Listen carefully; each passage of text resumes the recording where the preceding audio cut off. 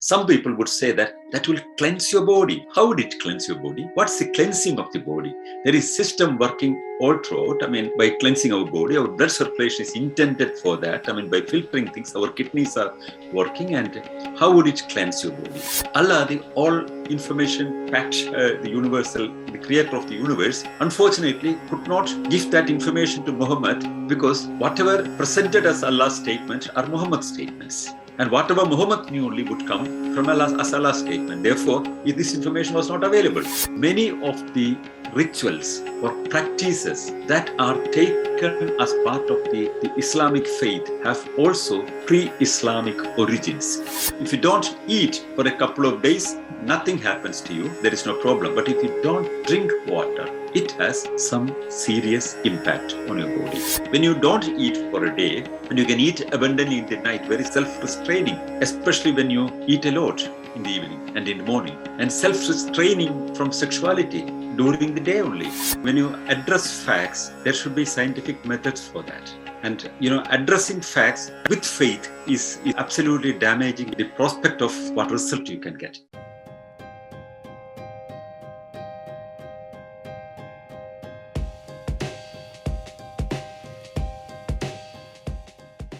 Ramadan is the holy month of Muslims, where all Muslims all around the world are asked to fast from sunrise to sunset and to abstain from any kind of liquids to be consumed or any kind of food to be eaten, or even to have sexuality during that time. So you have to abstain food, water, and sex between sunrise and sunset.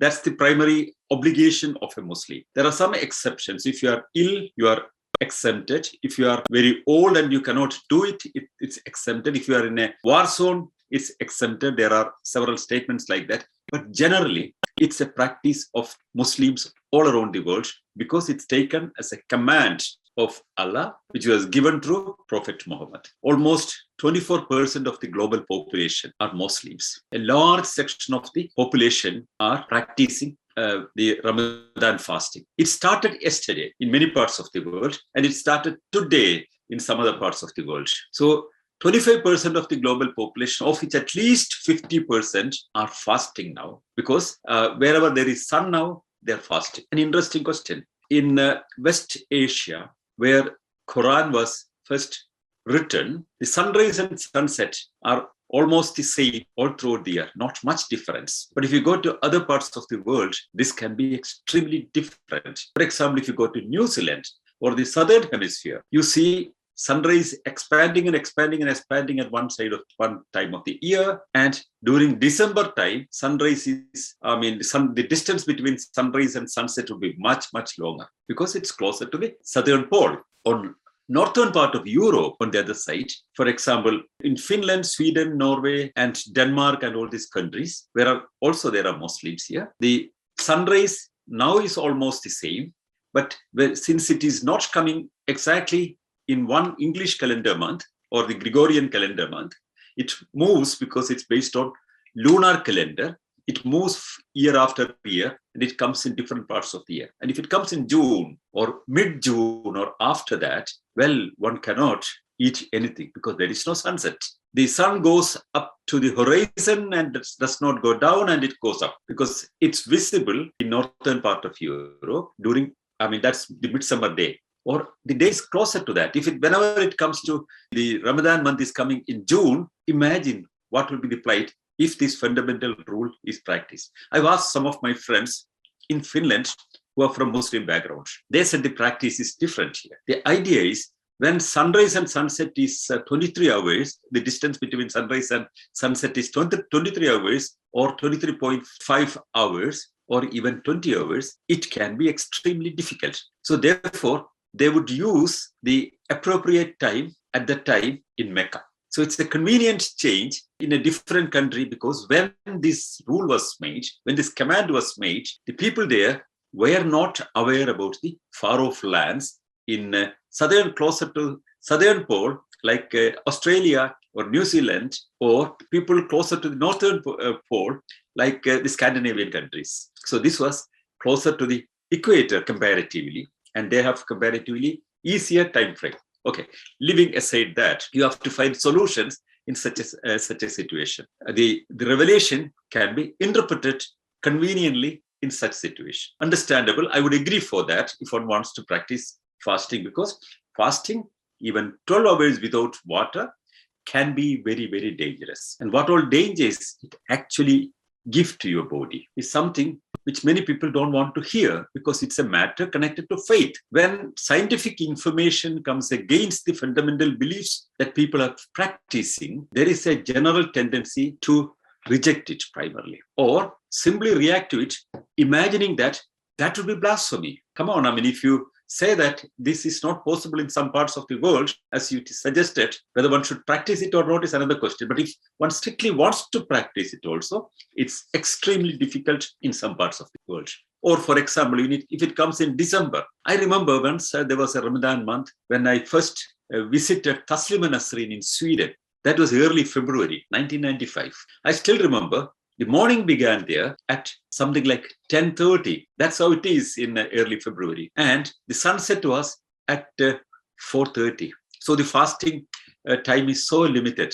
It's something like 4 or 5 hours maximum. So I still remember we had lunch together in Sheraton in Stockholm. And on the table, on the beginning of the Ramadan month, Taslima Nasreen started her lunch with a pork fry, something forbidden for a Muslim. And that was during the daytime. So she was breaking the Ramadan rules. A Muslim she was by birth. She was breaking the Ramadan rules by eating during the day, though it is a small day, and breaking another rule of Islam, that one should not eat pork. That's forbidden. That's haram. So there are people like that.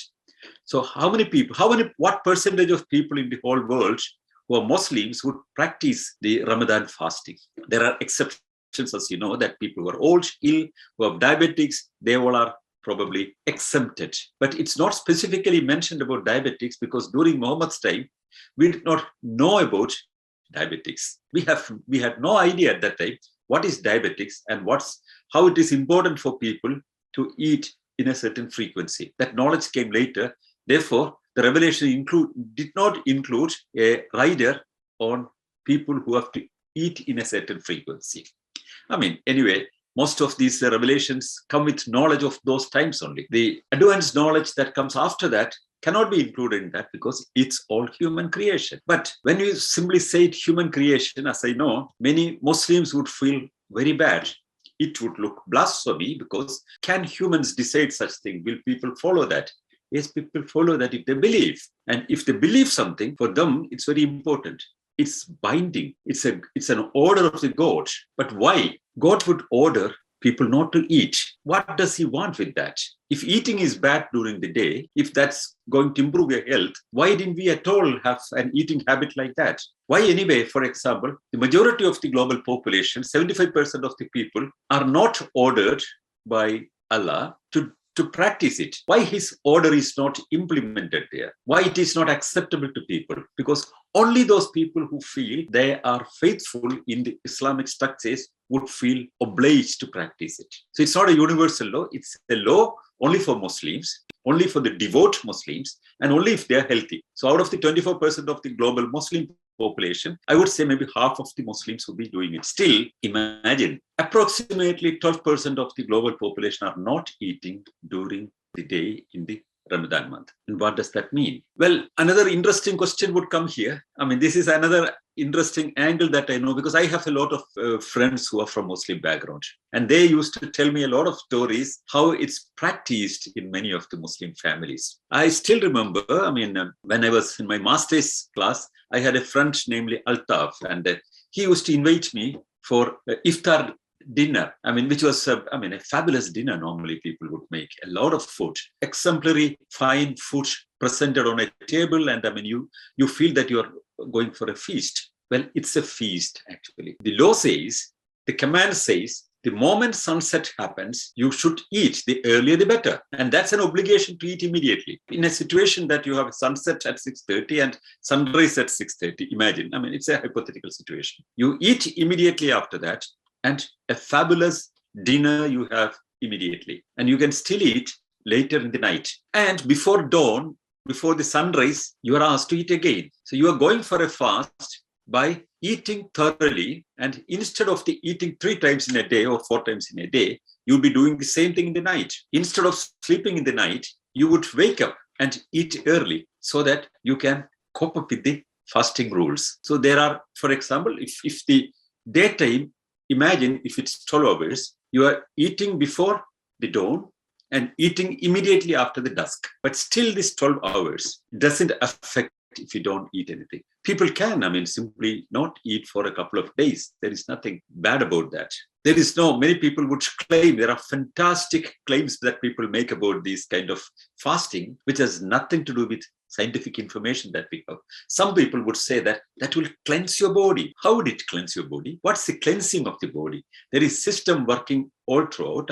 By cleansing our body, our blood circulation is intended for that. By filtering things, our kidneys are working. And how would it cleanse your body? When your liquid is rejected by the body, then the cleansed material is pushed out on the other side. If you don't consume water, that's important. Your urine output is reduced. It doesn't cleanse, but it actually keeps what is to be rejected within the body only. It's a kind of a legend for many people. Even the modern beauticians would sometimes try to say, or naturopaths would sometimes say that, if you don't eat and if you don't fast for some days, it will cleanse all the dirt in your body, as if the body is full of dirt. Whatever the body does not want, it rejects regularly. We have systems for that. We sweat, we excrete, we urinate, and there are many ways to throw out whatever are not required. There is no extra cleansing possible, either from mind or from body, by not eating. That's a legend.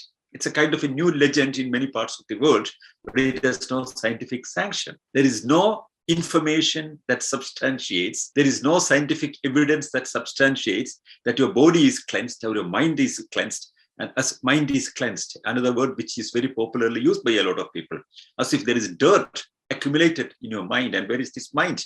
No one knows. We only know that the process of our brain and the way we understand and disseminate things and think about things, that the memories are collected, the whole process collectively we call as the mind. And there is nothing that a piece of mind is somewhere there and which is dirty somewhere. And when we fast, the mind is cleansed out and the dirt is pushed out. There is nothing of that sort. These are imaginative fantasies. Similarly, the body does not cleanse anything by not. That is nothing to do with the ground reality. But what are the possibilities of not eating? Sometimes if you don't eat for some day, 1 day or 2, that's good. For example, if you want to control your metabolism, and if you want to reduce your weight, sometimes it's good, some people would suggest. But it's generally suggested to avoid not eating continuously like that, because that would demand sometimes initially more food. The cells will be thirsting for calories, and then it will understand that we don't get enough, and then it tries to adjust with our available situation. Then you give more food. So then there's a tendency to grab food immediately and store it as fat in different parts of the body, because it can be reused when a similar situation comes. Do you know that most of the people who fast during Ramadan gain weight after that? There are several studies that substantiate that. There are 2 reasons for that. Number 1, they overeat during the evening and morning because they are so sensitive about the forthcoming hunger. One reason. The other reason is when the normal body pattern is set for eating at a certain time, and when suddenly food does not come, body tunes with that. But when food starts coming, it stores immediately, and it stores, the glucose is transformed into fat, and it has a tendency to store. In any case, during Ramadan months, most of the Muslims would gain 1 kilo or 2 after that. That's one of the immediate impact. It does not actually reduce your weight. Also, reduction of weight was not a concern at the time when Muhammad was active in politics and religion, because that was not an issue at that time. That's an issue of this time, when people are not moving their body and accumulating fat, and they are not doing enough exercises or walking, and people are getting obese. That's a modern world's problem. That was not existing in earlier times. So it was not intended for that, but it was intended to keep a kind of a bondage with God because it's a command of the God. That's how it's seen. Not because it has any benefits. It's not said anywhere that it's benefitable for you, for your health. So therefore you have to do it. No, that's all. Those are all interpretations that are coming now. Because every religious ritual or every religious practice nowadays seek scientific sanction or a sanction of modern information, because they feel that their religious faith is not enough to stand by its own to support the belief system. Therefore, you need a sanction of the science with the latest information. What we know now would be taken as a reason for that, like pork, for example. Some time back, when it was found that, there are certain pork is grown in an uncontrolled situation, since they eat a lot of things and, muddle up with the mud and dirt, there are certain worms under the skin of pork, which are not growing in the farms. So when this information came back in 1950s, immediately Muslim scholars came to explain that, well, we knew it earlier. Allah, therefore, stop people eating pork. But it's not written there. It's not said there that it could have some kind of worms or some kind of viruses or bacteria carried through. That was not mentioned because nobody knew about viruses and bacteria during Muhammad's time. Therefore, Muhammad could not say it. Allah, the all information packed, the universal, the creator of the universe, unfortunately could not give that information to Muhammad, because whatever presented as Allah's statement are Muhammad's statements. And whatever Muhammad knew only would come from Allah's statement. Therefore, this information was not available. But we know that pork was a taboo in the societies existing in the West Asia, but not only for Muslims, for Jews also. The Judaic society also considered pork an unacceptable thing. One of the reasons could be a pure convenient thing, because it's difficult to grow pork in lands where water is insufficiently distributed. Pork, normally when it grows, it needs a lot of water, the consumption of water, and it needs a lot of water for its growth. So it's not economically viable to grow pork. Rather, a goat would be more convenient to grow because it depends on a different kind of food, which is fitting to the habitat there. So pork would be uneconomical. And on the other side, the fear of it, the dirt connected with it, perhaps was the reason that Jews stopped it. Whatever Jews stopped were also taken. Well, before Allah gave the information to Muhammad, Jehovah has given the same information to the Jews, and Jews also consider pork as a non-acceptable food. But interestingly, though the Old Testament speaks about pork as an unacceptable thing, as a bad thing, which God has asked people not to use, the majority of the Christians in the world who are scattered in Latin America, the majority of the Christians are in Latin America. And in Europe, they all eat pork, because before Christianity came, people used to eat pork here. So with Christianity, with this order came, they did not accept it. And in Latin America also, they ate pork, and they did not accept this order of the God. Whereas in West Asia, with the keeping off of pork for other reasons became a practice, and everybody practiced that. Jews practiced it and Muslims practiced it. So where is the connection to a command of the God not to eat pork? Similarly, what is the connection with the command of God and that at least Muhammad claimed, and the habit of not eating during Ramadan, or the practice of that? But if you go back into things, you know that many of the rituals or practices that are taken as part of the Islamic faith have also pre-Islamic origins. And many people are not speaking about that because it's simply taken as a part of the faith, which simply Muhammad said. Everything is given to Muhammad. The credit is given to Muhammad and the revelation for Muslims. Other people say that Muhammad invented this. But the origins are very interesting. The whole structure was followed by several tribes in the area. Something like in Iraq, the people have been following this practice of keeping a certain time for not eating from something like 200 CE, that is the 2nd century. So this practice came to Islam much later. People have been fasting there. That was a military reason for that, because for conservation of food, they found a time to avoid food for the soldiers. So how would you do it? You made a religious order for that. That was not Islam. The pre-Islamic, for example, the Mandians, they were polytheists, And they followed this kind of practice to preserve food, to store food or save food. A certain time of the year, based on the calendar, they used that soldiers are not allowed to eat during day so that the food is preserved and stored appropriately and the supply could be balanced. That was one of the reasons for that. Another group of people, Haranians, they were moon worshippers. So they also, to please their deities, they were not eating on the full moon day and the black moon day. I mean, they were not eating. But these were all happening before the times of Muhammad. And where are these people? Another major set of people, the Sabians of Haran, which was a direct influence, which is historically proved. I mean, very clear information is available that they would stop eating any food in connection with certain movements of the moon. So this practice has been adapted into the Islamic faith by Muhammad because this was a practice that has been existing there and that was taken by Muhammad into his faith. And that was given a divine sanction. Like pork was brought in from Jews, like other beliefs were taken from pre-Islamic Christian faith, which is existing there, especially from the Eastern Christianity, because Roman Christianity was not there. It was Eastern Christianity was there, and their traditions were taken into. The interpretations given in the Old Testament as per the Eastern Christianity was to an extent absorbed and reinterpreted in the Islamic faith and presented as order of Allah. So the Sabians have been fasting up to a month sometimes, because if they did not fast, they believed that the moon would not return back, because you have to please the moon, and therefore they have to fast for a month. They've been following a lunar calendar.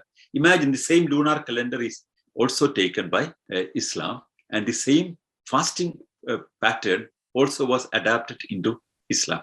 This was nothing to do with Islam, because this all came much earlier than the existence or the establishment of Islamic faith. Now, coming to the real issue that we wanted to discuss now, I would like to speak one day about the pre-Islamic origins of Islamic faith. That is something I'm studying these days. And of course, because most of us know, Ingersoll has written, a lot of people have written a lot about the pre-Christian traditions that were absorbed into Christianity and became part of the Christian faith. The pre-Christian traditions and festivals and faiths absorbed into Christianity are all well studied now. But the pre-Islamic faiths and rituals and practices which were adapted into Islam and claimed as revelation coming from Allah is an interesting area of study which is to be further explored. And I will speak about that in the coming lectures. But now, coming straightly to the Ramadan fasting and its impact. Earlier we discussed about the problem in different parts of the world. In northern part of the globe, in certain months, because it's lunar calendar, this will go on changing every time. This will keep on changing every time, and it comes in different months. And if it comes in June in northern part of Europe, for example, Muslims will find it difficult because the day is pretty long. Or in December in southern part of the globe, like in New Zealand or some other countries like that, the day is pretty long in December. Or it's conveniently easy when it is December or January or early February, because the days are very small. I don't know whether I spoke it before the recording was restarted, but I first remember that when I met Taslim and Nasreen in 95 February in Sweden immediately after her escape, I went to meet her, and we met at a hotel in Stockholm. I think it was Sheraton Hotel, and we met on a lunch. And that was, too breaking. It was a Ramadan month, and it was during daytime, and she was eating food from a Muslim background, of course, and she was eating pork. So that's how people reject this faith. There are so many people who can afford to reject it, would not mind to reject it. A lot of people in Europe, a lot of people in India, would not practice it unless you are living in a consolidated Muslim majority area, or if you are a very devout Muslim, then you would practice. Otherwise, one would not stop any food. The rule is that you cannot eat, you cannot drink, and you cannot have sex during the time when there is sunlight. That's the rule. And now, if you don't have sex during the day, nothing is going to happen. You can abstain any number of days or any number of weeks, no problem. If you don't eat for a couple of days, nothing happens to you. There is no problem. But if you don't drink water, it has some serious impact on your body. One of the major problems that you have would be a very simple thing that you would dehydrate. When your body is dehydrated, it has a lot of impact on your body. The order from Allah is that you should not even swallow your saliva. Well, you cannot, even if your saliva is gone down, you should not, you are breaking the law given by the God. So people who are devout would not even swallow their saliva. There is a problem that many people would get. The glands of saliva can be seriously affected during the time that you are not drinking water for a long time. For example, there is an ailment that is known as sialadenitis. Sialadenitis is normally, if you study, you can see that I can read, but the Ramadan is a month within the Islamic lunar calendar. This is a study coming from the NHF from Britain. So it clearly says Muslims are required to fast during the daytime for the entire month due to the established connection between fasting and dehydration and acute sialadenitis. The aim of this study, this study is available on the internet. It's an academic study, and the methods, how the study was made, the methods are defined, how the samples were taken, that's established. It's a scientific study with a huge sample taken from different countries. The whole method is explained there, and the conclusion of this scientific study is one sentence: there is clear evidence that fasting in Ramadan may increase the risk of the development of acute sialadenitis. Our results suggest that this may be the result of dehydration. And what happens? What happens is very simple. You have swollen glands in the mouth, and so it's a kind of you get an infection in your gum, and it will create bad odor in the mouth, and eventually your tooth can be damaged, your cavities can be damaged, and that's a serious problem that can come only because of abstaining from water for a long time. And the study also suggests that a lot of people who fast during Ramadan actually get mild or harder infection, which many of them would not even realize, but this will have longer impact on. So every year, a lot of patients who are practicing Ramadan fasting are admitted, even in emergency, for acute sialadenitis. And over a 5-year time, they have been following several patients, and they found that the increased number of patients coming from the Muslim background, but not only just Muslim background, but who are fasting so strictly, are the people who go with acute sialadenitis at this time. That's one primary thing which is very bad for your health. The second damage, this is, of course, this looks one problem, still it has a very serious impact on the body. What are the health effects? There are many studies available, and if you have type 2 diabetes, let's come to straight away the medical issues. If you have type 2 diabetes, you need to intake food every 4 hours. Some small thing you have to eat every 4 hours. If you don't do that, the impact is your body glucose will go down. And if you don't eat food for a long time, then the glucose is down. And when you suddenly eat a lot of food in the evening, the iftar, dinner, it will shoot up. Then again, you are giving a gap.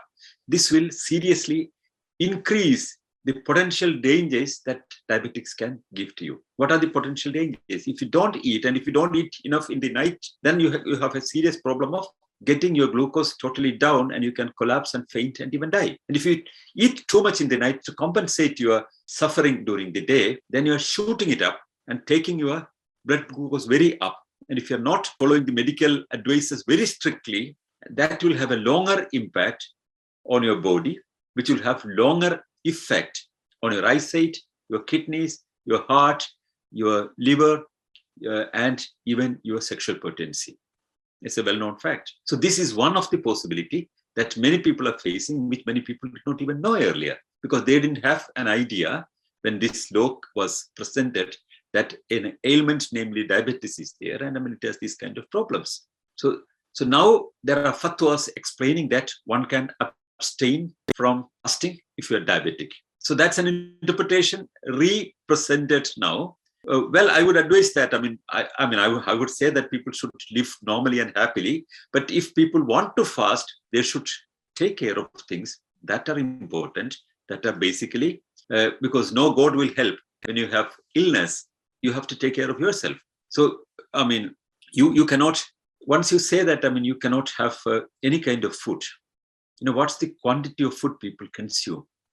if you look at, and there is another interesting study substantiated in different parts of the world, that the food bill of people from Muslim families go up during the Ramadan month. So why Ramadan is practiced? Well, it's an order of the God and people practice it. But now the explanations are given that it's Zakir Naik, for example, one of the proponents of Islam. He has a very famous speech, which he says that this is to teach people for self-restraining. That's his explanation. How did he get this idea? I mean, because Muhammad did not say that it's for self-restraining. But here, Zakir Naik says that it was for self-restraining. Maybe he also got a revelation like Muhammad got. No one knows. I mean, but that's his interpretation. But the self-restraining of food actually is leading to overeating for many people, because people eat abundantly. When you're hungry for a long time, when you get a lot of food, you eat a lot. And if you know, I mean, what is iftar party is generally, it's abundant, lavish food provided in the evenings, I mean, to counter it. So, and what kind of food you eat? You eat a lot of things which has a lot of calories, dates, a lot of fruits, everything has calories, and a lot of carbohydrates you would eat. And at the end of the day, you will completely overfeed you, and practically there is no self-restraining happening. That is one explanation. One explanation that many people I've heard so many interpretations, it's for cleansing your mind and body. Well, no cleansing of mind. Mind has nothing, I mean, kept there which can be cleansed by eating or anything. I mean, it's an imagination of people. It's a fantasy. Body also does not keep anything which can be cleansed by not eating. These are simply fantastic ideas that people have, and stories about that, and myths built up around that, and there is nothing of that sort happening. The other claim is it's helping you for self-restraining. Where is self-restraining? When you don't eat for a day, and you can eat abundantly in the night, where is self-restraining? Especially when you eat a lot in the evening and in the morning. And self-restraining from sexuality during the day only. And what is the advantage of restraining from sexuality, I mean, during the day? What would one gain out of that? I mean, in normal situations, I mean, people are not indulging when people are working. There is no, I mean, the majority of the sexual activity of people are not during the daytime. So it's only a restraining, as if something to be restrained, like food. I mean, something is to be restrained. Sexuality and water and everything is to be restrained. And is there any restraining happening during this month? Is there any statistical evidence? So this kind of claims made by Zakir Naik and all, I mean, these are all finding some kind of excuses or other justifications beyond what is written in Quran to get public sanction for it. So coming to the major problem that many people would have is the decline of the serious impact on the body metabolism. So the body metabolism is affected in very different ways when you eat in a different pattern. There are cycles of our eating habits. You can change it, but for example, people who work in the night shifts, they eat in a different cycle. The body will get tuned to that very easily. There is no problem. But you just go for 1 month, shift the whole thing into a different pattern. Instead of having 3 meals during the day, you have 3 meals in the night, and keep a long time active. The night, you are sleeping actually. There is no body activity. So you don't burn more calories in the night. So you need not eat much food. But during the day when you are working and your calories are burned, and if you're not eating, you are starving your body. Your cells are starved. And at the end of it, your body can have a serious impact with dehydration problems. Your kidneys eventually can go down. If you have less and less water supplied in the body, you can faint. There are people who faint actually in hot places. If you are sitting in a comfortable air-conditioned room and not moving your body too much, well, one may be able to comfort oneself. But since it's a order of God, and many people have to work during this day also, I mean, in non-Muslim, non-Islamic countries, these are practically creating a lot of health problems for many people, which people don't actually speak. They are generally afraid to speak about it. Now, another problem, which is very well known, which experts are speaking, is immunomodulatory effects. That's the whole immune system can be negatively impacted. That's another study that comes from, again, the immunology journal. There's a systematic review paper that comes, and several studies are done in several parts of the world, and they have found very clearly, for example, what kind of impact it can have on your body. When adults are expected to fast, So there are many subgroups. If you are a sick person, if you're a frail person, generally some people have very active and they can, if you're a frail person, they will have serious impact. If you're a pregnant woman, you can have a problem. And they are exempted, one can say, but the immune system changes for anybody who go for a long gap without water intake. You cannot survive without water for 3-4 days. You would faint and die. You can live. There are cases that Gandhi has been fasting for 40 days plus. I mean, in the last fasting that he has been doing in Delhi, but he has been intaking water with glucose. You need water. Without water, your kidneys will die very fast. So it's actually pressurizing your kidneys and making your body vulnerable to a lot of ailments that are waiting for you. So, I'll read some of the interesting information coming from this study of the systemic study. The immune system changes, such as modulation of the body response, varies infection, stressful, and other harmful events, are the great interest during fasting.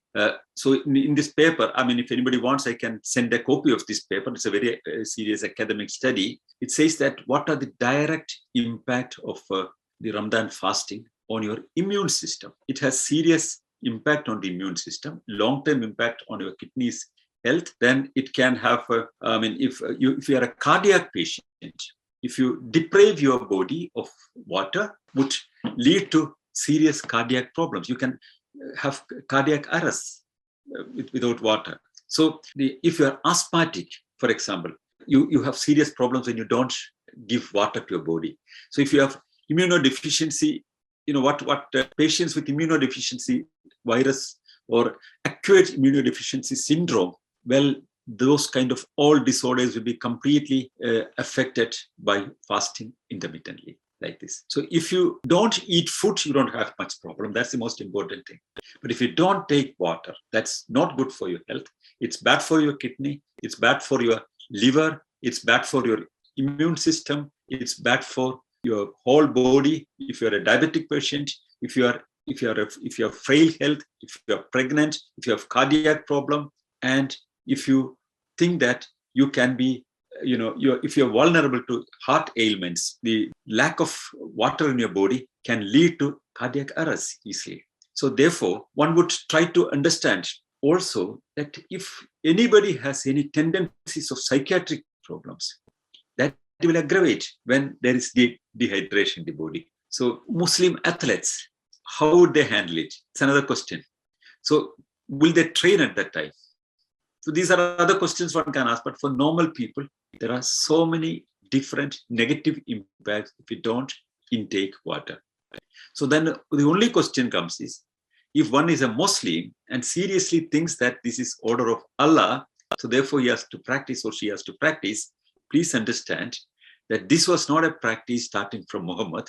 It was a faith that existed earlier and a practice that existed earlier. And like many other faiths that existed earlier, adapted to Islam, this was adapted into Islam because it was a common practice in those areas. So it has nothing to do with faith if you're a faithful person. If you think of your health, and if you think scientifically, reject this idea that you have to stop intaking of water.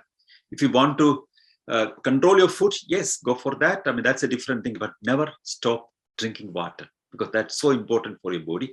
Whomsoever God who said that, who did not understand human metabolism, should be simply said, no, I would take water. Thank you very much. Thank you, sir. And on this note, let's move on to the question answer round. Click on the hand raised tool icon for asking and please be precise with your question. So we have Unnikrishnan and Raman with us. I would just ask you to unmute yourself and proceed. I am asking one trickle question. When I am working in Middle East, I am working under a logistic organization. So we notice in the logistic report, while Ramadan period, the import of food consumption is very high compared to any other months. Either they're misusing the food or they're eating the food. That's why a question I ask my friends and colleagues, or the state people or country people, they're not giving the proper answer. What's your opinion, sir? Thank you. There are good question. It's a reality also because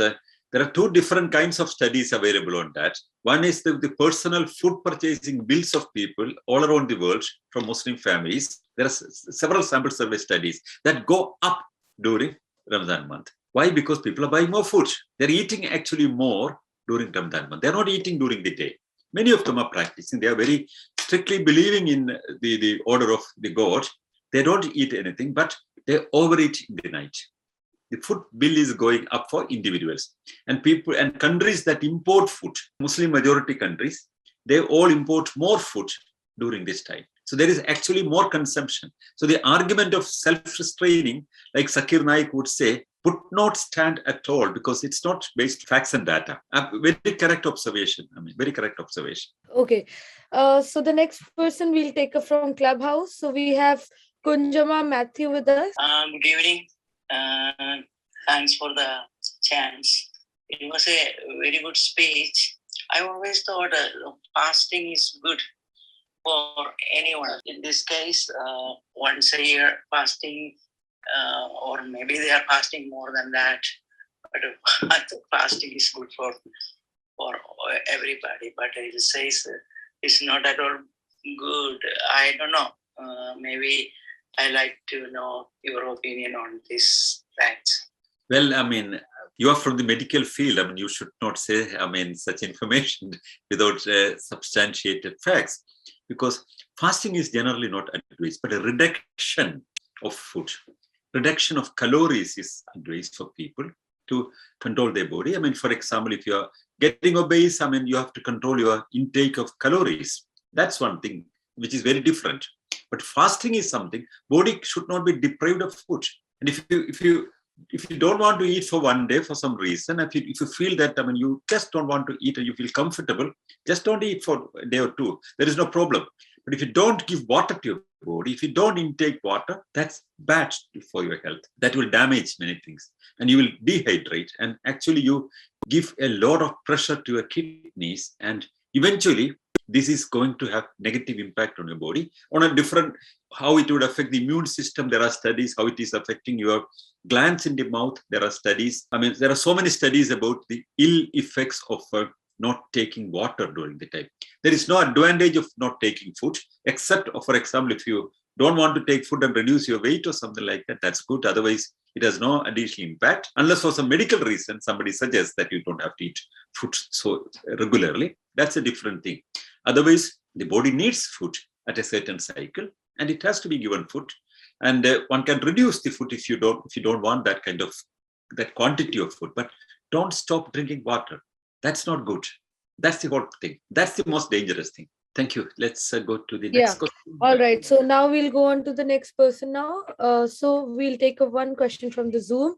We have Salim with us. I would just request you to unmute yourself. Hello, sir. The fact that you told that the people are eating more during the Ramadan season, but from my experience, I know a lot of people are reducing their weight 5 to 10 kilos, majority, because I have worked in a company in Muscat where more than 50% are from Arab community and almost 99% is from Muslim community. Majority of them are reducing their weight to 5 to 10 kgs. I don't know whether if they are eating more, they will reduce their weight.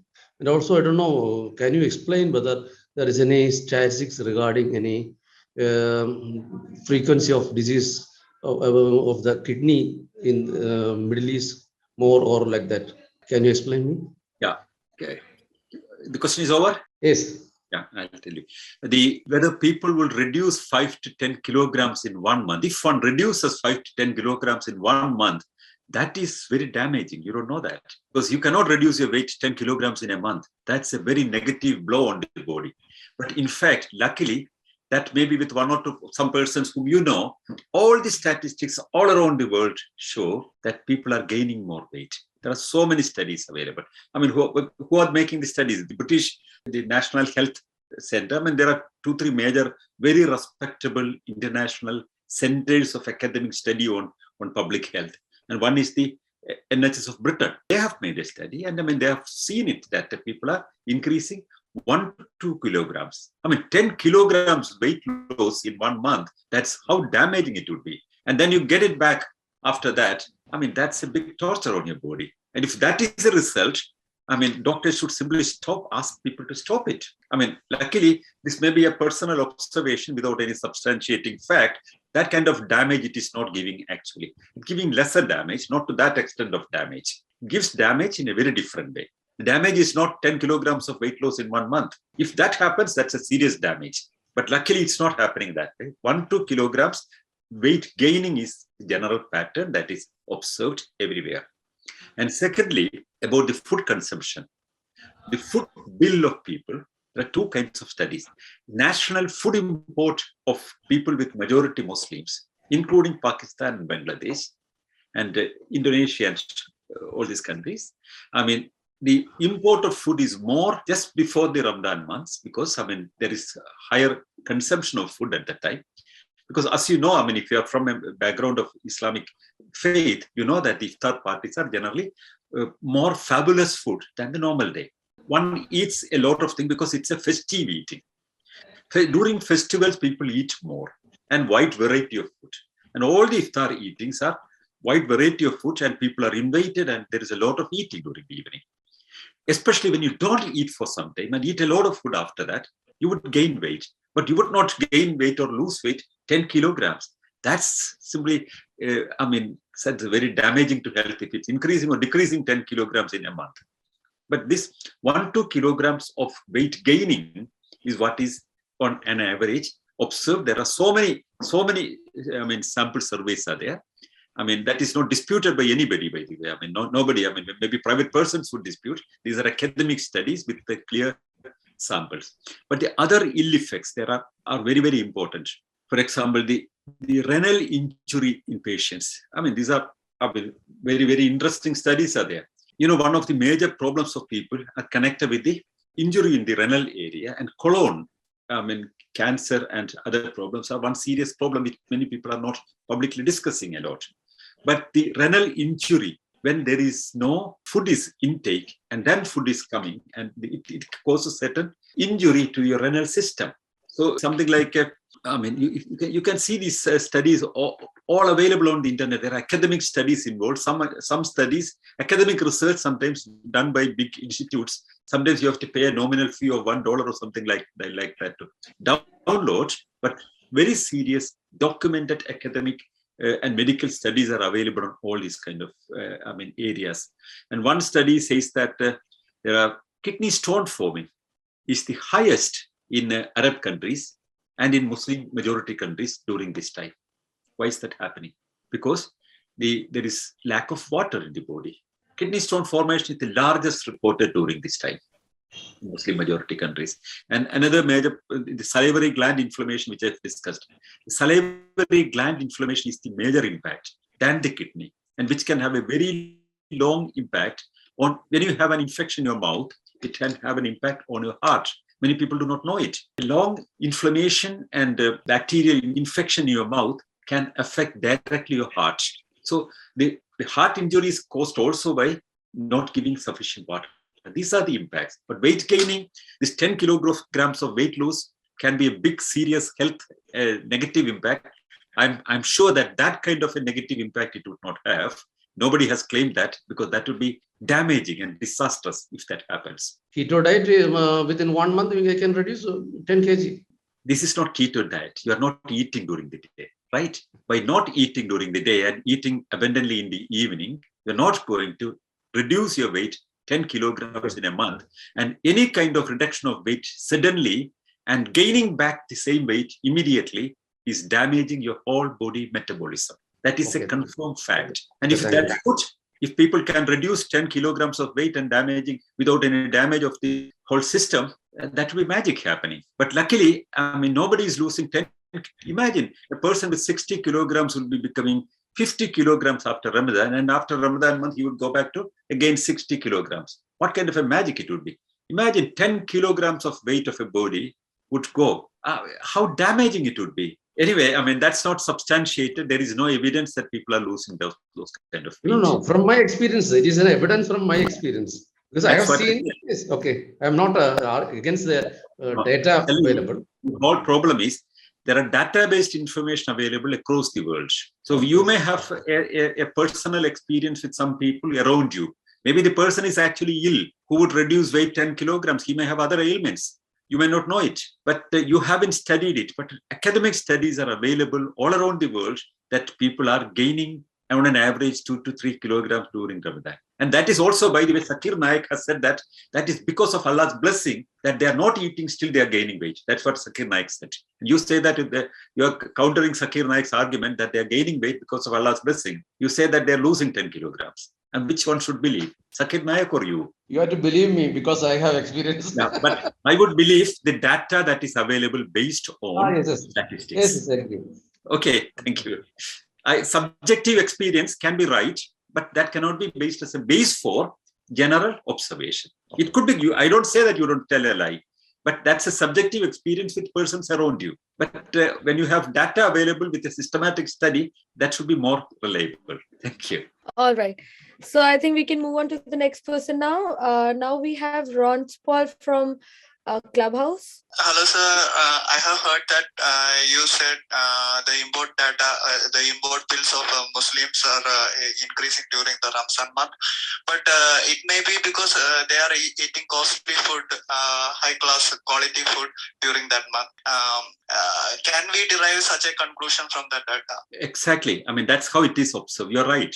The observation is when people are not eating during the day and they're waiting for the great feast waiting in the evening. The iftar parties are generally very rich food, good calories, and there's a lot of butter inside that. And I mean, you eat a lot of good food during iftar. I mean, after the sunset. So you eat, you're very hungry also. And you eat and drink a lot of water and eat a lot of food. And then immediately after that, you're sleeping. There is no body movement after that. That's another reason. You eat something, and if there is no body movement after that, I mean, this will be stored in the body. So normally, eating in the night and your body movement is, not very active at that time, that has an immediate impact on your body weight. That could be one reason. Very, very correct observation. But it's not very, very high in a month. What you would gain would be 2 or 3 kilograms. But universally, it's seen that people are gaining weight during this time. This could be the reason. Rich food and very, very fine food they eat after the long fasting. Yeah, correct. Okay, so now we have Saptarshi Bhattacharya with us on Clubhouse. I would just ask him to proceed with his question. Good evening, sir. In this particular Ramadan, we see that in many Islamic countries, they fast themselves. And not only do they fast, they don't allow the people who are not fasting to eat in front of them. Means the restaurants are all shaded up, and people, even one of my friends in Saudi Arabia, or I think UAE, he drank water in front of somebody who was fasting, and he was he was ticked off for drinking in front of somebody who was fasting, and he was looked down upon for doing that. So. Number one, there is a medical problem in this. So my question is in two parts. Why is the medical community not, strongly, I will not say going against Ramadan as such, but going, propagating this message that dry fasting is very bad. I was talking to some doctor. He said dry fasting leads to a lot of kidney stones and even gallbladder stones. Stones are one of the reasons for dry fasting. So why are they not propagating it very strongly so that people get the message that dry fasting is bad for them? And the second thing is, why means you see in India, the Hindus also fast, but I've seen with time, there are some reforms happening. People fast, but they drink water or they take milk or they take fruits so that health hazard gets reduced in that way. So is there a possibility that reforms can happen so that people fast, but they don't do this stringent fasting? So with Saudi Arabia, becoming more liberal, is there a chance that they will interpret Quran in such a manner or the scriptures in such a manner that people can fast, but maybe they can fast by taking water, or they can find out some text in the scripture which allows them to fast? And the other thing is, there is many Islamic people, they also ask whether injections are allowed during fasting or not. So what is your view on that? Because many people say taking strength giving injections like insulin or glucose is not allowed during Ramadan. Is it true that even injections are not allowed during Ramadan? Thank you. Well, during the time of Muhammad, there were no injections available. So therefore, there is no hard and fast rules about that. You can interpret it in any way, the way you want it. If you have a right religious leader who would grant permission to you or give interpretations the way you want it, things are easy. I have a friend from Somalia in Finland. I mean, very interesting. He's from Muslim background, but I asked him, I mean, when he wants to go for a party and drink a glass of wine, what he would do. And he would say that, like the Indian Hindu gurus, Somalia, they have a lot of sheikhs. The sheikhs are the authority to interpret things. He would say that I have a sheikh. I would get a fatwa from him that I am exempted for 1 day. Then he can drink. Then it's not a sin. So that's an easy way of handling it. So you can interpret things, when you have more information. I would suggest that people fasting because of faith is something I cannot interfere. I would say that I would not suggest such things because I don't think these kind of religious sanctions or religious orders are not important for people. People should be able to decide for themselves. They should not be compelled for that. That's one of the major part of your question, Saptarshi. You said, because of your experience also, you said that in many parts of the West Asia, I mean, in the Middle East, when people eat publicly during Ramadan, that's taken as a crime. Not only that people feel offended, in many countries, that's taken as a crime. You cannot eat it publicly. If you're not practicing for some reason, if you have a different faith or if you don't have a faith, you can do it privately in your home. But when it's publicly done, it's a question of offending. But that's a legal way of handling it by the faithful system. But on other parts, in parts where Muslims are in majority, where secular governments are existing, also there are social control on people, that shops are closed, food shops are not allowed in many parts of the country. In many parts, in Bangladesh, nobody would dare to open a food shop, though it's allowed. It's allowed, but in many parts, it's not possible. People will come and kill you or attack you. People are afraid. In many Muslim pockets in India, I know that such problems exist. But all the same, in Muslim majority countries, at least in many Muslim majority countries, eating publicly during Ramadan month, during the daylight, is taken as a crime. So that is against the fundamental right of people, because what people should eat should not be decided by a state or religion, but people should have their own, natural right to eat what they want. And closing these restaurants also is forcing people to follow it in a way. Because if people want to practice, it should be a decision by the person themselves. If one has a faith and if one wants to practice it, well, it's their freedom. I don't want to interfere into that. But it should be forced by not allowing to open shops, not allowing to open restaurants, not allowing people to sell even water. That's one thing.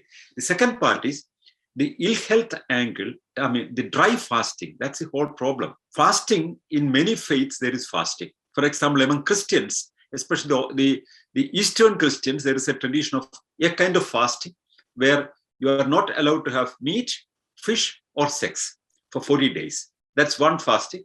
And another fasting, there are two types of fasting with the Orthodox tradition. One for 25 days and another for 40 days. But yes, these three things are, but you can eat otherwise. You can drink water. You can drink whatever you want. But no, alcohol, meat, fish, and sex. These are banned at that time. But one ends on Easter Day. The other ends on Christmas Day. You know what happens in these areas? People who do not eat meat would eat a lot of meat. Somebody has come up with the mic on. Sorry, please. When you come up, please off the mic. Otherwise, it's repeated. So people eat a lot of meat and drink a lot of alcohol. So I know I'm from Kerala, and there are 20% of the Keralites are Christians, and I was growing in an area in Kottayam, which has more than 50% Christians. And I know that all my neighbors who were from Christian families, some of them would not practice this fasting, but those who fast on Easter Day and Christmas Day, it's abundant meat and fish and alcohol everywhere. People are celebrating if fasting is meant for self-restraining, all restraining is over on this day, and you celebrate it fabulously to come out of all restrainment. That's the absolute negative impact on your whole thing. But the problem is in different faiths. In Buddhism, there is restrainment and there is fasting. In Hinduism, many schools of Hinduism has this fasting. Many traditions have it. But luckily, none of these are insisting on dry fasting. You can consume water. I would say that these religious practices are absurd, and one should not practice all these kind of things in our day-to-day life, and we should be able to decide our life. But for those who want to do it, I don't want to interfere into their freedom to choose what they want. But I would say that it's really, really a bad impact on our health when you have dry fasting without water. That's the whole problem. You have kidney problems, you have kidney stones, your body metabolism is affected, you have inflammations in your mouth. I mean, all these kind of impacts are there. And I mean, then you would have a long-term impact on your body because of that. And so many different studies independently done by medical professionals are available online. What's the impact? The other question that you asked is very important. Why the medical profession is not taking this as serious? Well, faith. People are afraid to speak about faith. You know certain facts and you don't want to offend people. And when you say something, people are not taking it kindly. For example, I know everyone knows that I am an atheist, very clear atheist. I would suggest that people should not follow all these kind of things. But on the other side, I would like to accept ground reality around me. And there are people who want to believe in their faith. Okay, go ahead. But don't damage your health with that. That's what I would advise. I would suggest that there should be, as you suggested, interpretations possible so that people are allowed to take a decision for themselves. Nobody is forced. If they want to eat, let them eat. And there somebody wants to, I mean, also if some religious scholars, if they want to make some possible help to the community, what they should do is they should make some fatwas telling that, well, water is allowed. Half the damage or 95% of the damage is gone with that. People should not fast without, intaking of water. That's dangerous. Thank you. Just one thing I want to add, like in India, like in Ghaziabad right now, I'm staying in Delhi, so nearby Ghaziabad, they have closed all the meat shops during Navratri. It is a new thing. Previously, meat shops used to be open. So why religious people, they meddle, means they poke their nose so much into food. What is their whole problem with food? Every time, for everything, religious people, whether Muslim, Hindu, Christian, whoever, will put their nose in the food. What is so attractive for them to put their nose in the food? They should leave it to people, and they should leave it to the medical fraternity to decide what food people should.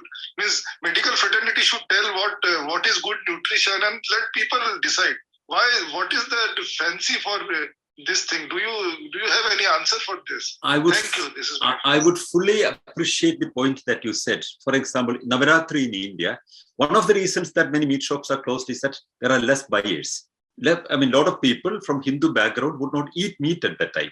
So if you have a butchery and if you buy meat, you would not sell it enough. So when people are restraining from buying, so it will be a loss, and then they would find it a holiday fine. I still remember I visited a place in Madhya Pradesh, namely Hatta, some years back, 10 years back. And my friend, who was my host, that was Shubhi's father. And that was a Navaratri time. And we both decided if we have some chicken, that would be fine. And there was no possibility to get any chicken anywhere. So we both talked to people, and then we found the simple reason that if you have chicken, nobody would come and buy, because that's a Hindu majority area. Nobody would want to buy. So there is no point in presenting meat in the shop, because nobody would buy it. There was no restriction there, but there is no market at that time. That was the one reason. On the other side, there are in areas, as you suggested, that some people don't want meat to be sold at that time because some people want to fast at that time. If that is done, I would say that's wrong. But if somebody wants to close because people don't want to buy, that's a choice. But if you want to close it, it's wrong. Also, if people force people to sell food in a Muslim majority area, that is also wrong. If people stop somebody to sell meat during Navaratri, that is also wrong, equally wrong. Because these kind of things should be very clearly the customer's freedom, the consumer's freedom to choose what he wants. I mean, you can believe and you can abstain from anything. That's your freedom. but that others should not eat, that others should not buy, should not be imposed upon people. Thank you. Thank you for that observation. That's true. Correctly. Sir, I have a doubt, sir. Yeah, please. Sir, you mentioned about dry fasting a lot of times, but I have a doubt about this. For our body to adjust to every adverse situation, every organ has to face a little bit of stress. It is good for the organs.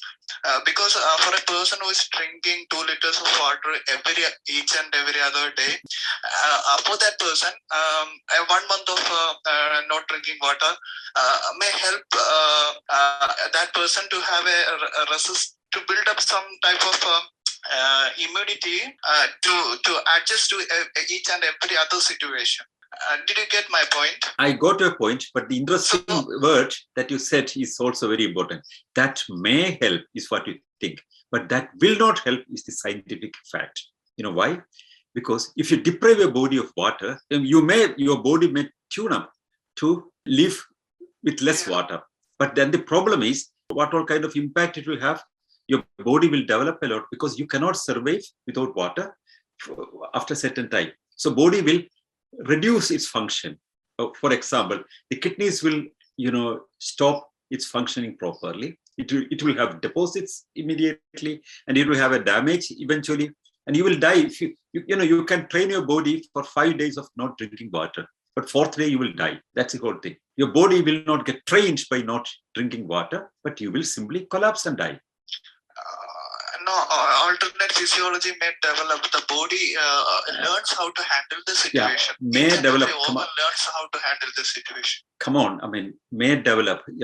What kind of things you are speaking? There is no single evidence that people can survive without water more than a week. There is no recorded history in the modern medical system that people survive without water for a longer period. They collapse after 4 days. They may develop, you think, but they are not developing. And it's advised not to do it. It's advised by all medical professionals. But these are naturopaths, for example, who say that you will develop a system that survives without water. And so, there are some people who claim that we are surviving with sunlight.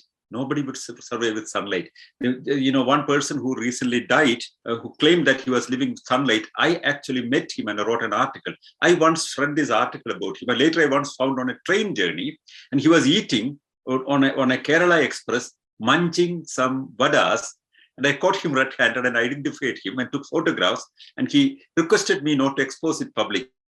But I wrote the article at that time with his photograph. So these are people who claim about such a great effects that they can have, but there is no evidence that we can survive more than something like the longest time that you can survive without food. There are recorded history. That's 52 days or something. So, listen for a minute. Listen. Don't interfere in between. So there are recorded evidences available that people who, for example, in certain situations when food was not available, people have been eating algae, but with algae, you get intake, some kind of food. But without water, people have not survived anywhere after a certain number of days. You think that, we will survive without water and our body will get tuned to that. No, we will not survive because our system will collapse. That's how we understand about things. And there is no single evidence in human history, in the non-recorded history, that people survived longer without water. Our body will not get tuned to survive without water. Our body will not survive without getting glucose. It's a very simple thing. No plant will survive if it has photosynthesis without sunlight and water, and no humans will survive without glucose intake and water. And water is the most important thing, without which we will die very fast. You cannot train your body with longer control of water intake. That's a hypothesis. You may one think, but one will not. Very clear information, very clear, absolute information is available on that. Yes, now you can ask it. Yes, sir. This is not the first time people are doing this. It is done for centuries, sir. Which is done? Surviving without water for 7 days? Are you speaking about that? Or you are speaking about something else? Are you speaking about Ramadan? Ramadan people are practicing for a long time. And a lot of people are suffering because of their habit of not taking water because of the faith. And a lot of people have illness because of that. There are recorded documents about that. There are systematically substantiated evidences for this argument, and how people are developing kidney problems, how people are developing mouth infections. And all these kind of things are recorded, but people don't speak out because they're afraid of the religious faith. That's the reason. And on the other side, all these documented studies are available online. Academic studies are available online, but it's not coming to the public domain to a great extent because faith is involved. I would say that faith is okay if somebody wants faith. I'm not against the right of people to have their faith. Only thing is that don't damage your health. If you want to fast 2 or 3 days, no problem, but don't restrain your body from water. That's damaging. You're damaging your kidney, you're damaging your body metabolism. But normally it doesn't affect, yes, that you said that it's happening for a long time. Yes, it doesn't affect. Why? Because you eat a lot to overcome it. You give a suffering to your body, but you try to outsmart it by eating a lot and drinking a lot in the evening. You consume a lot of water, a lot of liquids, a lot of food, and most of the time you gain weight, and the kind of restraint or whatever is meant for that is not achieved.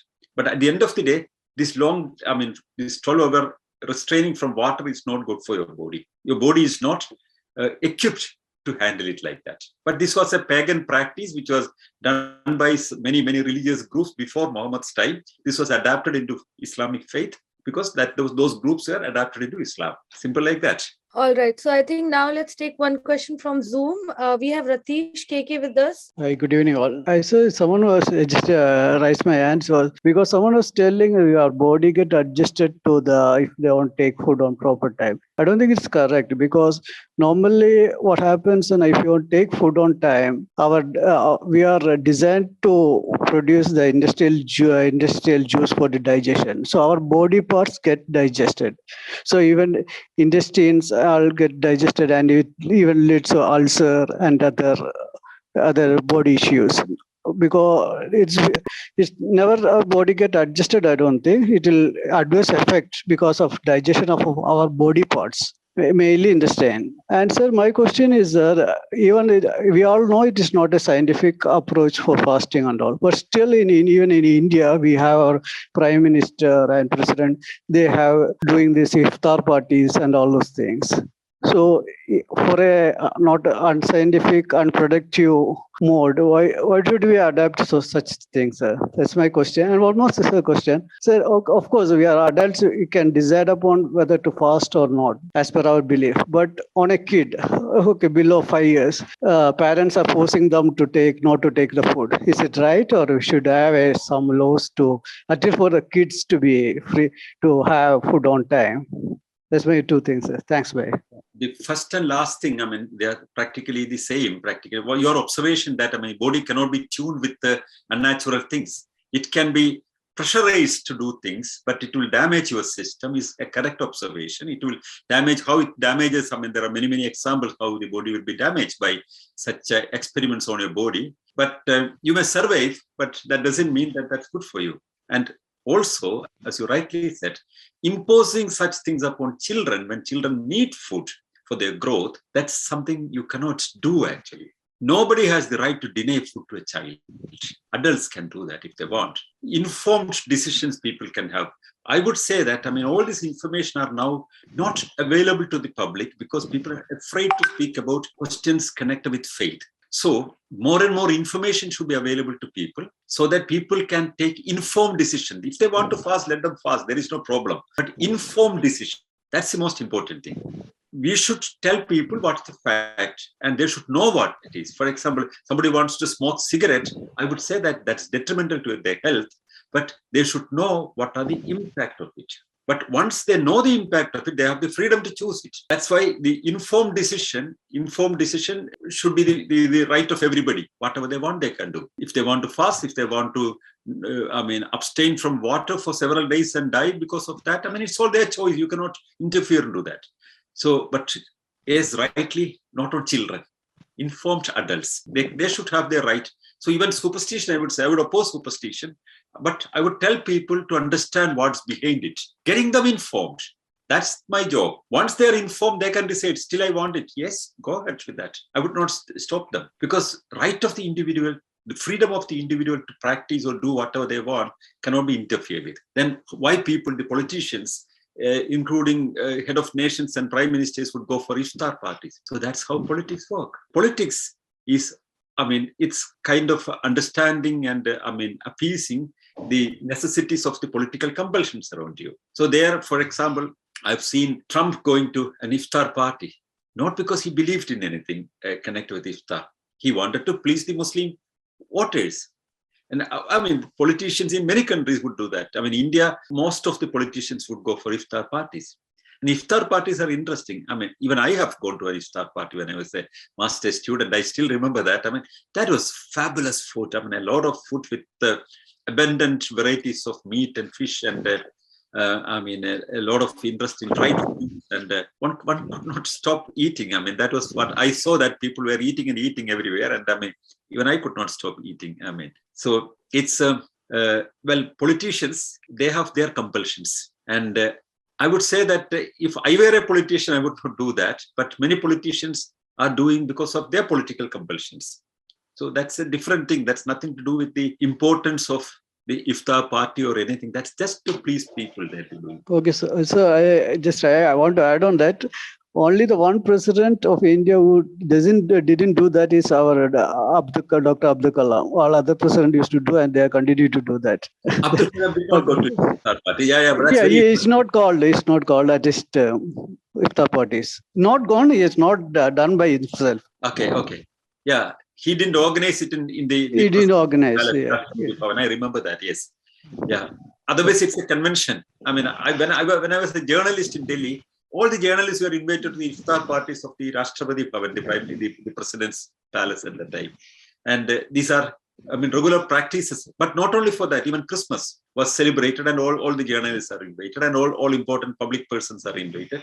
And these are practices to keep the communities happy, and it's a kind of appeasement. Whether politicians should do such things, I have serious doubts about that. If one is not convinced, also these religious things should not be brought into the political spectrum. That should be the private area of people. Yeah. Okay, thanks. Okay, so next we have Biju with us. Yeah, good evening, Mr. Sanal. It was great. We've been talking all issues like hijab and circumcision and now fasting. So it's all concerned one way or the other with the Islamic faith.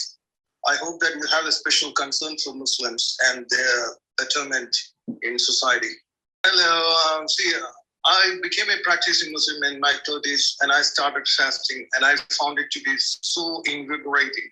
It gives you tremendous training for your mind about patience and restraint from doing things that normally we do it when your belly is full of food and you have enough of water.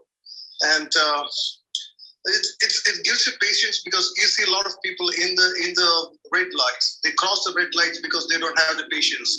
In this clubhouse, you can see people, they don't wait for the turn to talk. They don't have the patience for that. This is a training for that. And other thing, when someone has told that medically unfit people, like those people who are having sugar problems or who needs insulin injections, there is no compulsion that any unfit people has got to take. This is only for healthy people, for sane people, and also for women, for pregnant women, for menstruating women, and for lactating mothers. They don't need to take this. So it's not what is that? It's not something that is imposed on all the people all the time. It's only for those who are medically fit, medically sane, and this gives a lot of willpower to restrain yourselves from doing things that is not prescribed in the faith. And I tell you that... Can you make the question? Make it as a question. Yeah, I understand your point. I'll answer that. Just finish up within 1 minute, please. I've been waiting here for a long time. Please.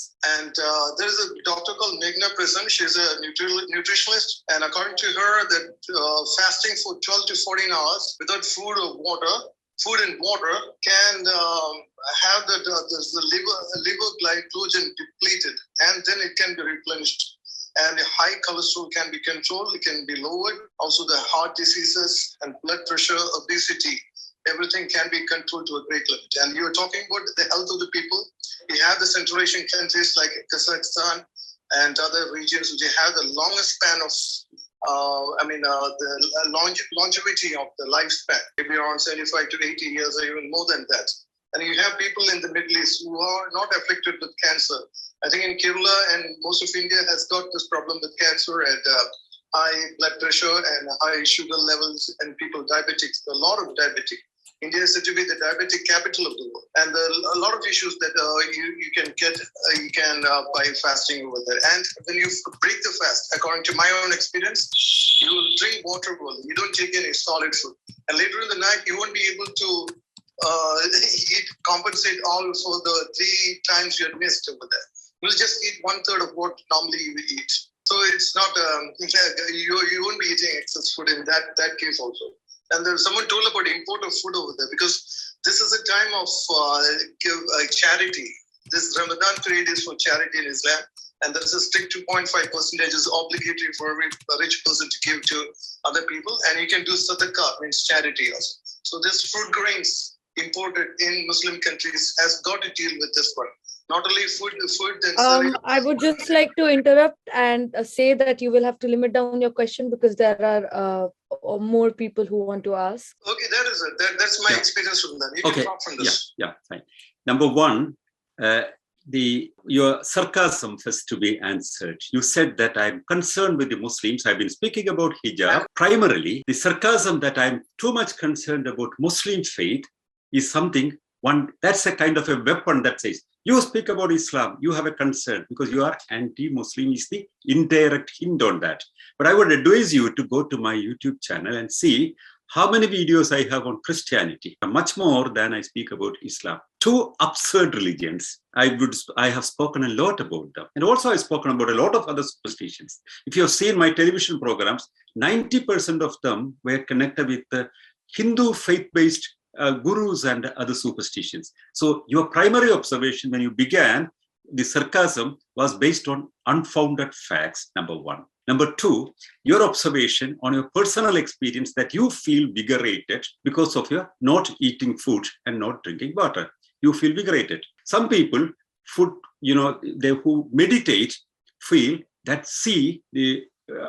things that don't exist. That's a personal experience also. Some people sit in meditation and believe that their kundalini is, raised, and they experience things that are not even real. Hallucination people can have. They feel that that's reality. That's never a personal experience of a person who is invigorated with his faith cannot be taken as a base for any observation. Similarly, one single doctor which you mentioned, a medical doctor, I don't know even is a medical practitioner or a medical researcher. These are 2 different things again. A medical practitioner who has studied some medicine, if one quotes a person against the observations of a lot of academic and medical studies done on a lot of people, thousands of people were studied, observed, their patterns were identified. There are researchers available over the net. You can pay some money and all these academic researchers are available, but these are not coming to the public domain to a great extent because of the kind of approach that many people have, that it's connected with faith, and very invigorated people are there who experience things and feel things against facts. The subjective feelings of an invigorated, faithful person cannot be taken as a fact that others should understand things. So these are personal feelings. If you are very faithful and if you don't eat 5 days, you still feel not hungry and you may still feel very energetic. After that, you will collapse because the metabolism would not accept that. The faith is very powerful. It can make you think unreal things. It can make you experience unreal things. It can make you think that unreal things are real. Unfortunately, that has nothing to do with reality. Thank you very much. Okay, so we'll move on to the next person now. We have IOCC with us. I will just unmute. Yeah, hi Sanal. Happy about your well-explained talk about the topic. See, I was about to ask the difference between Christian and Islamic fasting methods, and both are dangerous or not. And I'm really wondering about people like Alexander IPS. They are magnifying and glorifying this dangerous act. I just want to get feedback from you. Thank you so much. Yeah, this Alexander IPS, that's a retired police officer in India. Many people who do not know the Kerala scene about this Alexander IPS should have known about him. He's a very funny person. That's the correct word of it. Because he would say a lot of things. One day he came out that if you sit towards eastern direction, you will get higher marks in your examination. If you study, if the classrooms are towards a certain direction, and he says there was a research in Harvard University because earlier it was in an oval-shaped classrooms and people were sitting in different directions, and the people who could gain marks were much, much lesser and their understanding was different. And then a kind of a Vastu expert told that they all should sit in direction of east. So the result was wonderful. Now the Harvard University gone to fame because of that, and I mean a lot of people got it. So this guy spoke about that without any kind of inhibition. He spoke so clearly that this is what happened in Harvard University in some year also, he said. And that's why, I mean, this is an old science of Vastu, and I mean the influence of astrological charts, etc., etc. And he tried to give a credence with he was a very successful police officer. And now that's a young boy in Kerala. I think he's from Kerala, but he was studying in Bangalore. 21 years. This guy has written straight away to Harvard University and asked, is it correct that you had a change of your sitting position of students because of some research? Any time in the history of Harvard University, anything of that sort happened. The boy got a reply from Harvard University. This is an absurd story. Nothing of that ever happened. But this guy, immediate, I mean, that was on the media, and the boys, and a reply from the Harvard University was presented in the media and everywhere it was reported. And then, you know what this Alexander would respond? He said he got it from WhatsApp. So his source is WhatsApp University. Whatever he gets forwarded by somebody from WhatsApp University, what we call as a forwarded messages, I mean, he thinks it right, and he is a supporter of a lot of things. He would say that people get enormous sexual power if they're circumcised. What's the evidence? Well, that's what he knows. He would say that if you invite him to a Muslim iftar party, he would give a lecture immediately. What's the importance of fasting and how people are becoming healthy and how this was done in Oxford University or Harvard University and all, he would say. He regularly gives a lot of online lectures. And one lecture says that when he was a police officer, a case was there. I mean, he's a kind of a mentally imbalanced person is what I am very clearly, I can say that with his statements. If that are taken seriously, one would seriously doubt about his stable mind to evaluate things with his own critical faculties. One claim that he made was, I mean, there was a murder case and he found that there is no way to file it. Then he invited a special black magic practitioner.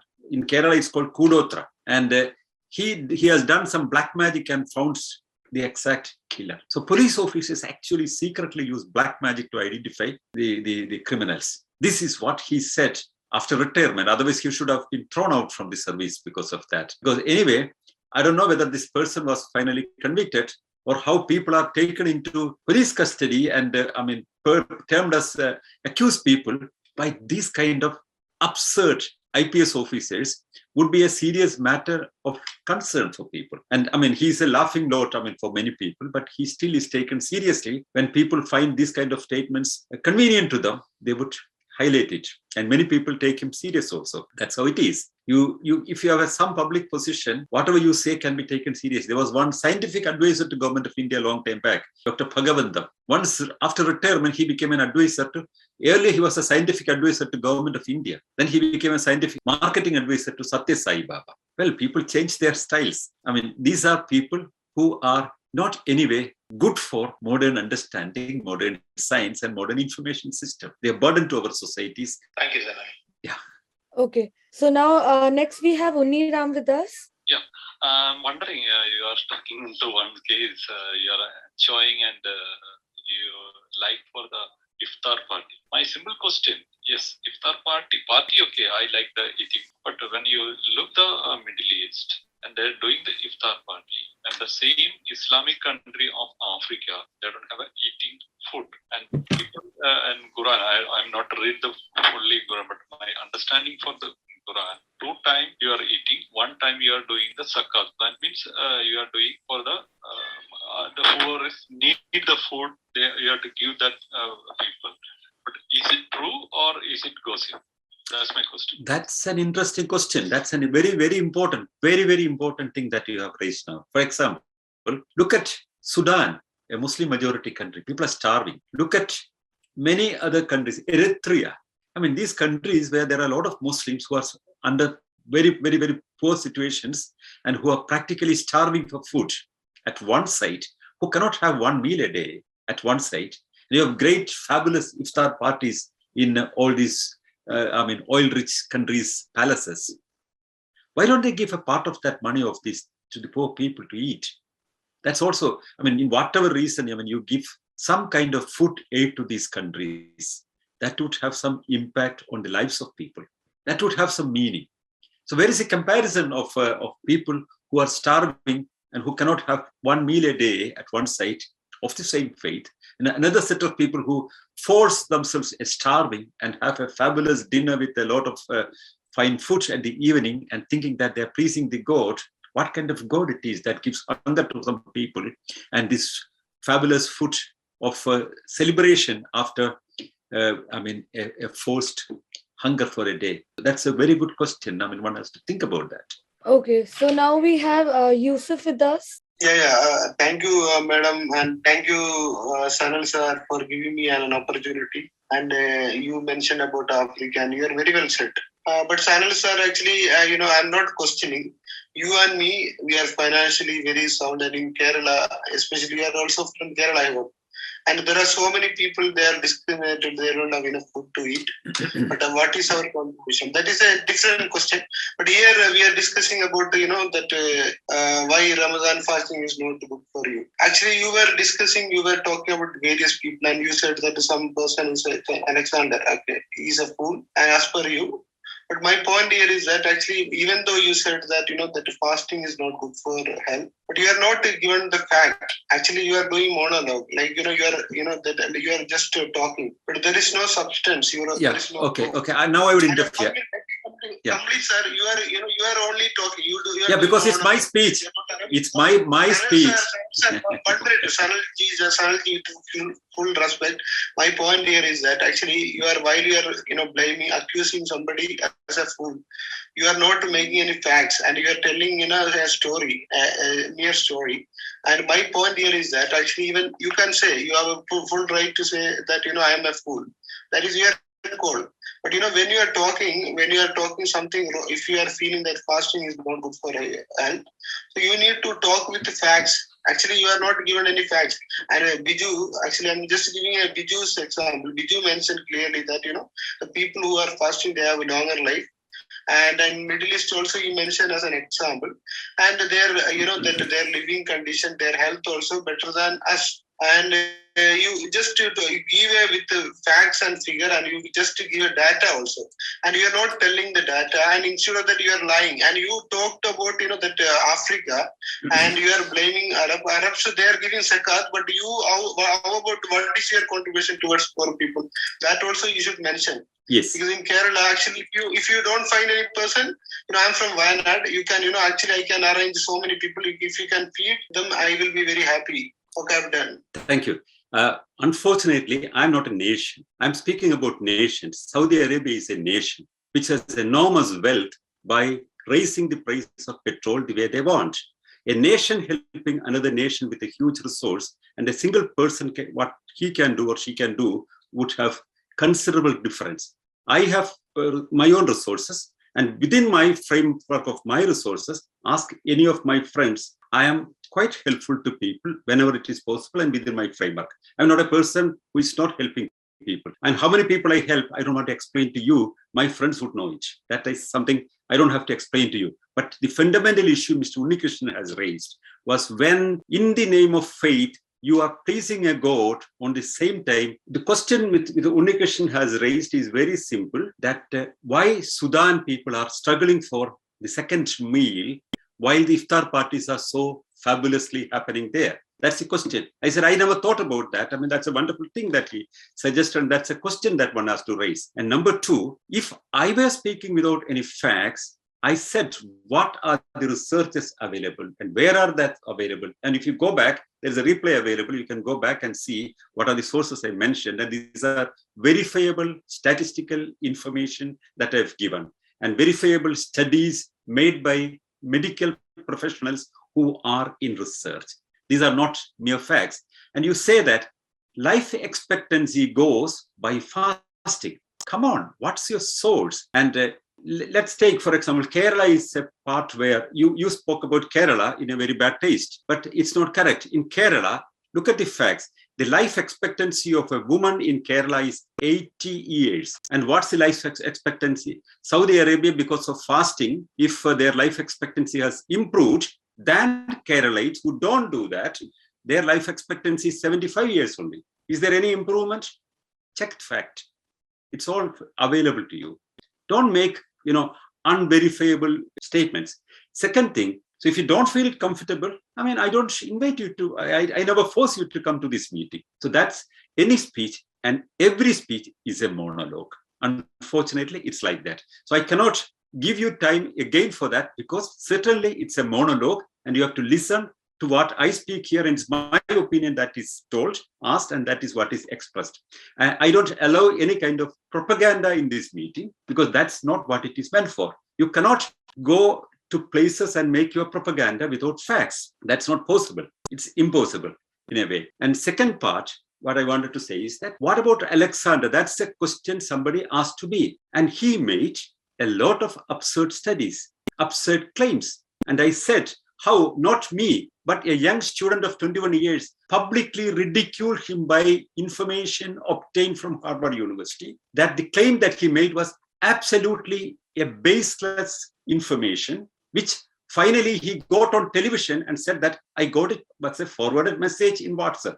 And he made a 30-minute speech claiming that this kind of a structural change was made in the university, sitting to one direction, and one got a lot of new intelligence because of that. And that is the person you are saying that one should say that is a great, provider of great information, because he said fasting is good, therefore it improves your health. Also, he said a person who has made a murder can be identified with black magic. I would not give a credence to him. That's my view. I absolutely don't give any credence to him. And if you want to, you don't have any kind of medical support for your claim. You don't have any kind of factual support for your claim. You don't have any data support for your claim, but you have a support from a person who cannot be relied upon, like Alexander. You want to cling on that, because that's the only source that you can cling on, because that has no other base, and it's absurd.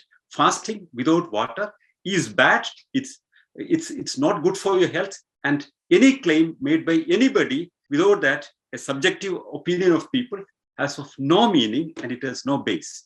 Thank you very much. Let's move to the next person. Okay, so next we have Suresh with us. He would just proceed with this question. Hey, thank you. Hi, Sanalji. Good to speak to you. So I have a quick question as you, and thank you for this topic, and also some of the topics. You do a lot of tough topics, and it's not always easy to have very, very structured discussion around this, because we are talking a lot of belief-driven, faith-driven topics, right? But my question is the framework of thinking, right? As you look at some of this, right? Yes, I think we have a general way of thinking around a lot of rituals which are purely driven by faith and belief and very ancient thinking, right? So we have certain way of thinking about those rituals. But if you look at a lot of recent, what we are with modern science, right? I think we can have as passionate discussions like this in a forum where we're talking about paleo versus keto, or low fat versus high fat, or intermittent fasting or no intermittent fasting. So I think our believers in any of this mode, what is good, even with all this clinical trials and randomized trials, and we have very conflicting data available on any of this modern science-backed dieting, right? For good dieting, anything around meditation, yoga, and breathing exercise. I have seen full business models currently emerging with just purely breathwork based mobile apps, right? There are scientists and vouch for why just a breathwork is enough to come out of many of these things. So I think my question is, yes, science is helping us to navigate in this space, giving us more and more data. We are learning as we move forward. Right, but when we look at a lot of this faith-based or a belief-based rituals, right? We also have a tendency to purely bring in, lack of rationality into that, right? whether it is fasting or meditation or yoga or pranayama or any of that, right? I think dry fasting or other types of fasting.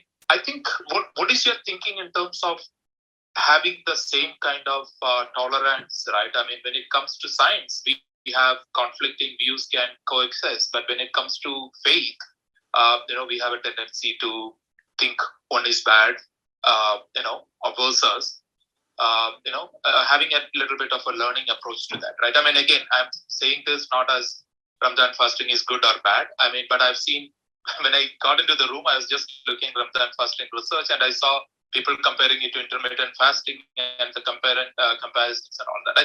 I think some of this discussion should also look at those aspects of good and bad, and maybe there's a lot to learn from this, right? I mean, so that's kind of my question, and you're thinking on what is that right framework of thinking, right, when you have these conflicting theories, right? Thank you, Sanal. Yeah, one of the major issues that when we address that we face when we address issues like multiple claims on the same thing or contradictory claims about main things or on the same thing, what we have to verify would be what kind of research is behind that. If there is a special interest or intention behind that. If you remember 1960s, when we started identifying that cigarette smoking is cancerogenous. I don't know whether you remember this. You can still see copies of that on the internet. I mean, there are books and books came produced by the cigarette industry explaining how it is good for your thinking capacity, how you are going to make right decisions with cigarette smoking, and how it is not spreading cancer, why it is not cancerogenous, and why the idea that it is cancerogenous is a wrong propaganda. There are studies and research studies for that. Would you depend on that? Will you make a discussion on that? One can take all these claims. But first of all, one has to see, any kind of research when we are speaking, if there is an interested party speaking on that, if there is a marketing interest behind that, if there is a vested interest behind that, if one's own faith is to be defended because of some kind of claims coming, prima facie, one can reject it. Any kind of research coming from any side should be detached from private interests. And now any research, for example, when we quote any study, the data, what methodology they have used, how they derived at these conclusions, and how many samples they have taken, what kind of cross-verification they have, how did they falsify the claim, the final results. These all should be available with any kind of research. And without that, if somebody makes a claim, and if you want to waste time on such arguments, for example, you can find, for example, the nutrition industry. It's a huge market. The naturopaths, it's a huge market. Any kind of claims you can get about the possibilities of what all helps, but whether these all would stand for modern scientific information or these are marketing gimmicks. That's the primary question we should ponder into when we speak seriously about things. We can address that, but one can immediately see that these are coming from, for example, kind of articles that are available on internet. But are they substantiated? Are they quoting the source or some doctor somewhere? That's a different thing altogether. You can find any doctor to speak anything.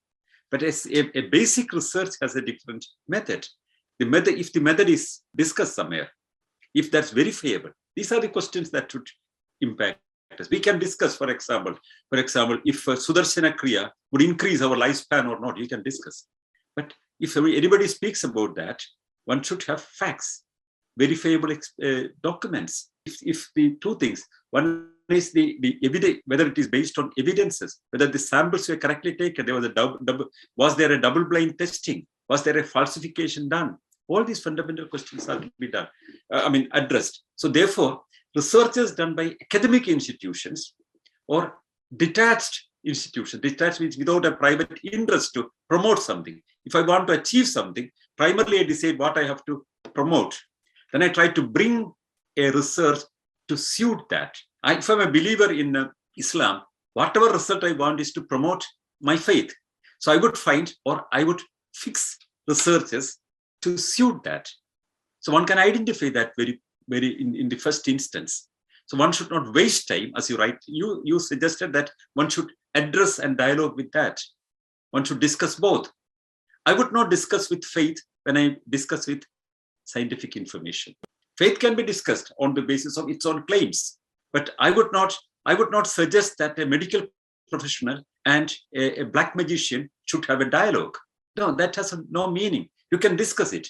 But on matters of medical practices, you cannot have a dialogue with the black magic practitioner. That is not possible. You can discuss it in a public stage, but not on medical matters.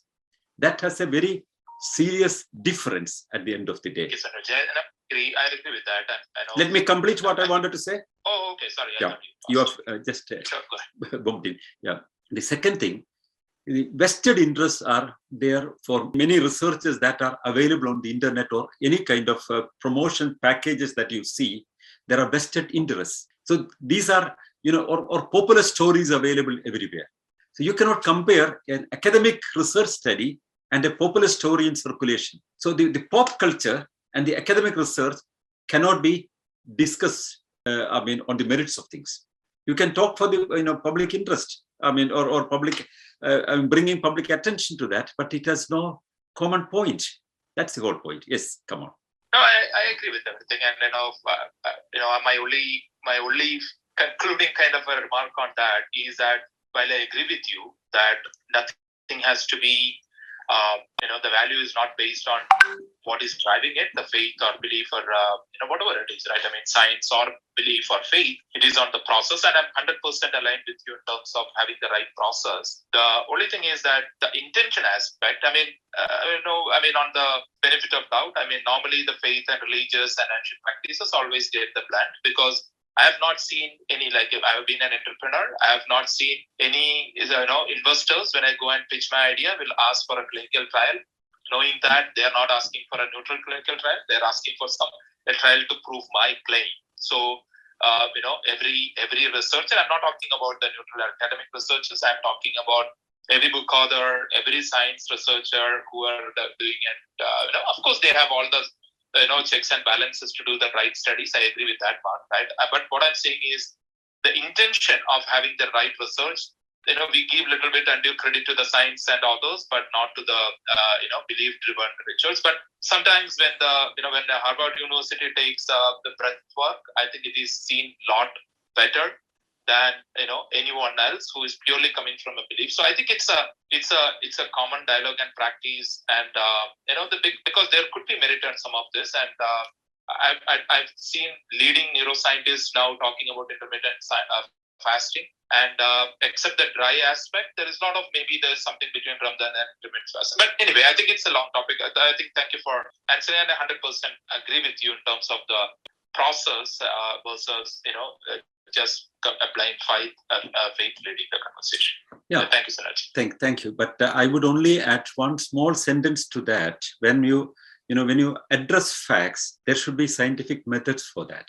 And addressing facts with faith is absolutely damaging the prospect of what result you can get. If you address faith as a possibility for collective memory, and why certain faiths remain can be studied. But when you conclude, certain scientific information or facts, faith cannot be taken as a base. Faith can be verified.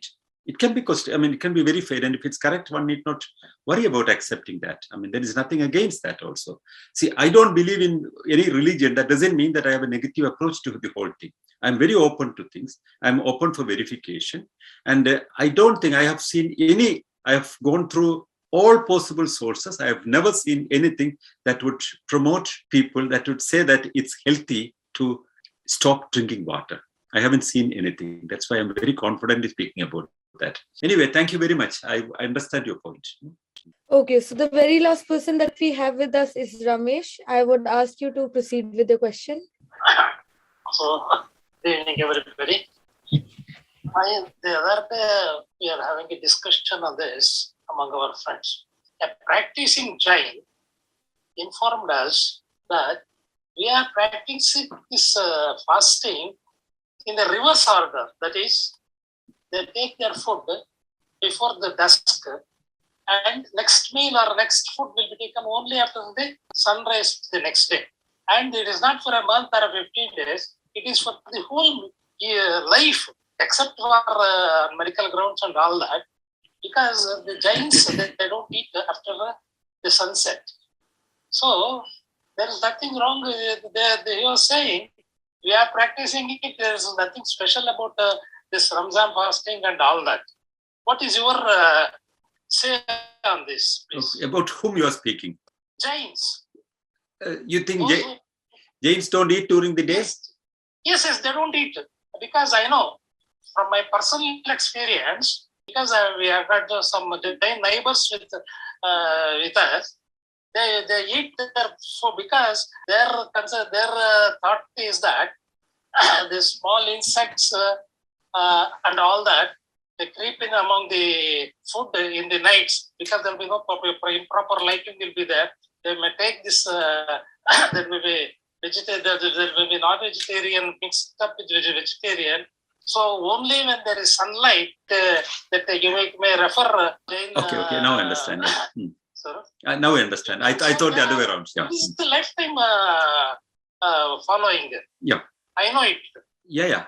One major sect of Jains, they don't eat anything that is grown under the earth because they think that that's part of life. For example, they cannot take potatoes or they cannot eat any kind of roots, tapioca or anything they cannot eat.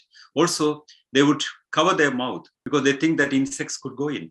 I mean, there are different practices. People practice a lot of different things. And these Digambaras of the Jains, they don't wear any cloth. I mean, that's all, based on certain ideas that they have. People can live the way around it. Some people can live on fruits for a long time. There are many sadhus, they try to live on fruits and some nuts only.